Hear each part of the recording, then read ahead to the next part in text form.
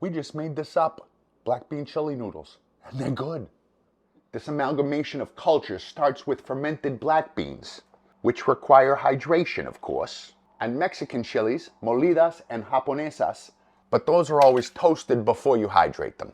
1.5 pounds of pork butt and my knife is going to yield us a way better situation in about 3 minutes than if we buy ground pork.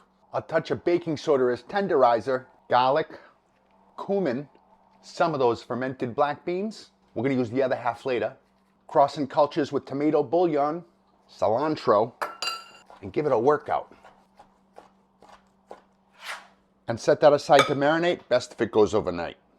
A cast iron pan on low is going to help us transform this meat from this to this. Smells good. Those browned edges are what you want. Break that up, get all those bits. We're going to let that finish in the oven. Back to those hydrated chilies in a blender. And those fermented black beans too. Oyster sauce, Shaoxing cooking wine, dark soy. Not necessary, but going to give it that rich color. Zing zing. Back to China. Gailan, Chinese broccoli, chopped up, which gets sauteed with ginger and garlic, or garlic and ginger, and onions. There you go. These refrigerated rice stick noodles are the best. You use them right out of the package. If you can only get the dried, just hydrate them in advance. There you go.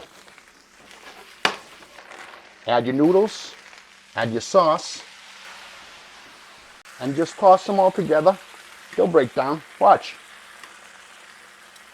Add a little water and let those noodles absorb all that juice. See how nice those noodles get? Add some of that meat on top.